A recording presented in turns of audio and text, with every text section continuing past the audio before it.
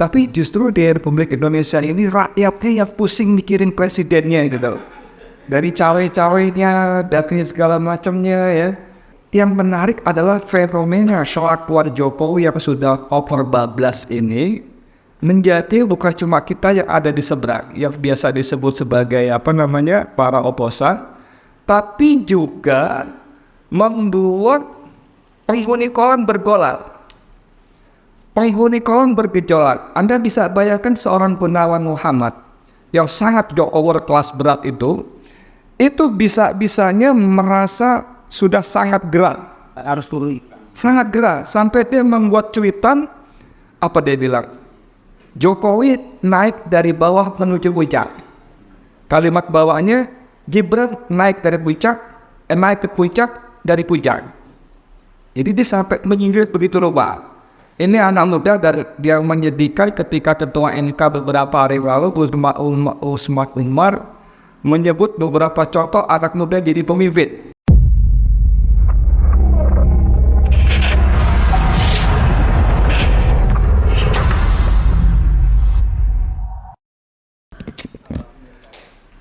Bismillahirrahmanirrahim. Assalamualaikum warahmatullahi wabarakatuh.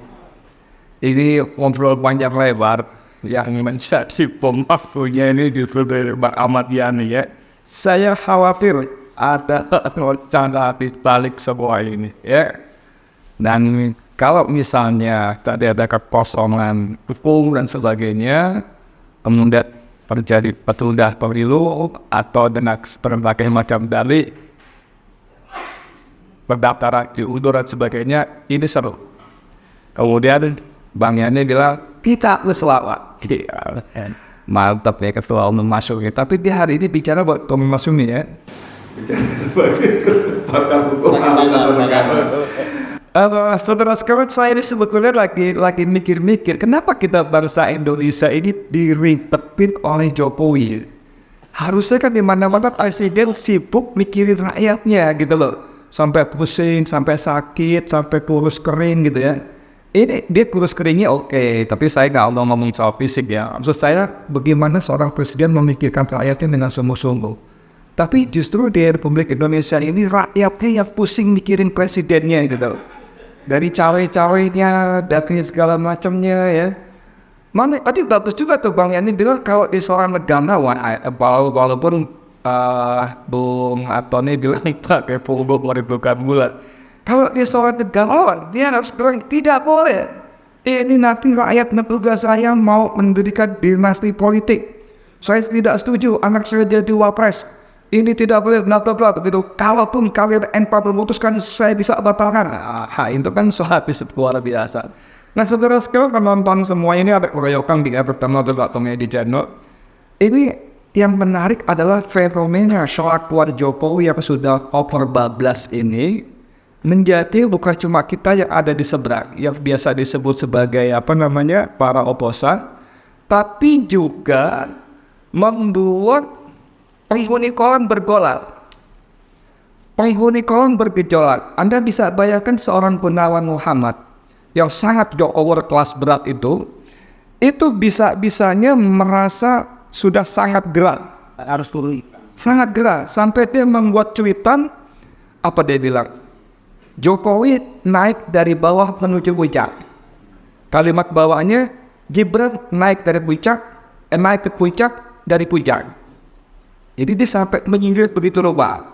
Ini anak muda yang menyedihkan ketika Ketua NK beberapa hari lalu Usman Umar menyebut beberapa contoh anak muda jadi pemimpin. Ya kan? Anwar Usman. Anwar Usman menyebut beberapa anak muda jadi pemimpin. Itu kan isyarat bahwa putusan yang sudah dibuat oleh MK yang akan dibacakan pada 16 Oktober nanti itu akan sepertinya mengesahkan. Atau kalaupun dia tidak berani terlalu brutal akan menambah frasa 40 atau pernah menjadi kepala daerah. Bupati, gubernur, wali kota. Nah ini menarik sekali. Walaupun pertanyaannya seberapa bisa sih kita melakukan perlawanan. Karena sudah banyak sekali hal yang membuat kita melawan pun mereka tak peduli. undang-undang omnibus law itu teman-teman buruh berjilid-jilid, bahkan sampai ditunggu malam hari pun Jokowi ternyata lebih suka naik LRT dengan para artis, ya kan? Kemudian banyak soal. Nah, barangkali saya kalau Bang Yani tadi bilang ke Bang Marwan untuk memimpin kembali delegasi, kalau jadi mereka putuskan seperti itu, saya kira bukan Bang Marwan yang tampil. Karena delegasi, mosi, petisi segala macam itu juga nyaris tidak berguna, mohon maaf.